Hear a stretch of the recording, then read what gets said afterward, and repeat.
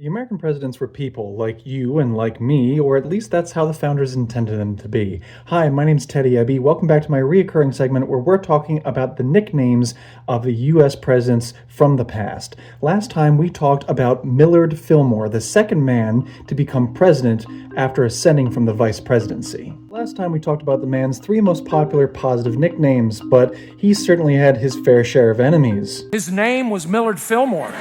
History may remember the man as bland, but his critics in the 1850s were anything but bored with him.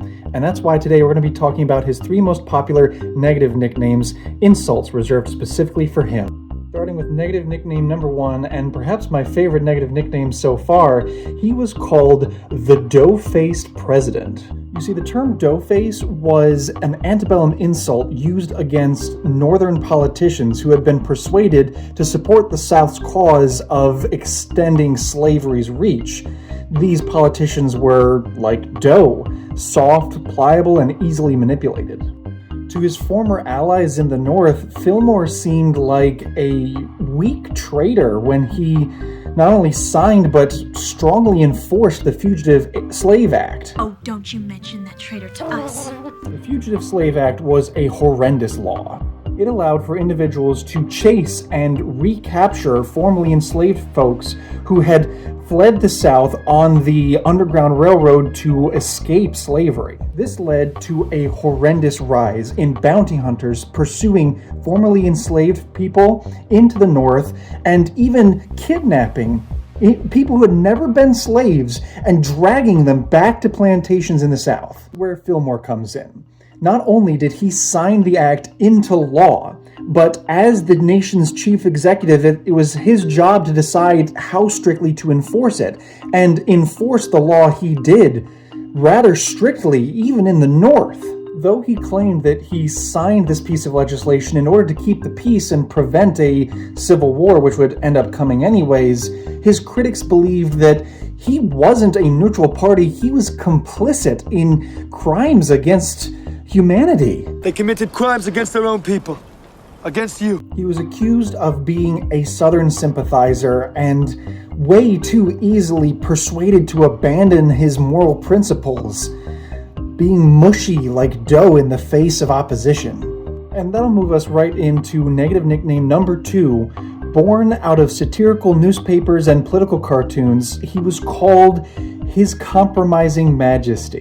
This negative nickname is a unique little twist on the negative nickname His Little Majesty used for James Madison when his critics were talking about presidential overreach. But instead, His Compromising Majesty being applied to Fillmore, it focuses more on his obsessive centrism and inability to move one way or another on political issues. You've probably heard the phrase, too much of anything is not a good thing. And yes, too much tyranny is definitely bad, but there can be danger in too much compromise as well. And Fillmore was nothing if a bit of an overabundant conciliator. I mean, sure, there's a lot of compromise, but that's in everything. This nickname argues that he governed like a European monarch, balancing different factions instead of actively leading from the front. You see, the danger was he believed that compromise was inherently virtuous, no matter if it meant terrible injustices followed. It's easy to see how some might have believed that he played moral issues like a chess game and treated people of color like pawns. She just used me like a pawn. Which will ironically move us into our final negative nickname, where he was referred to as the colorless president.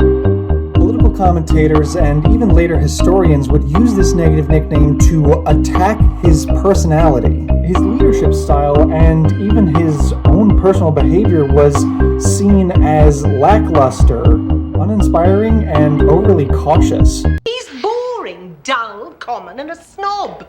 His determination to tiptoe through the presidency made him a truly forgettable leader.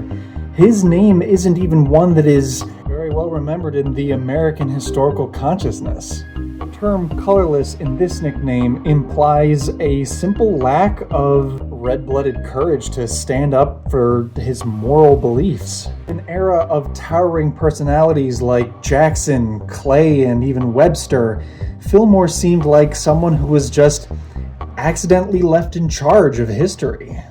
In the big picture, Fillmore's negative nicknames don't accuse him of corruption. They accuse him of complete moral failure. These negative nicknames blatantly accuse him of choosing stability over justice and legality over humanity.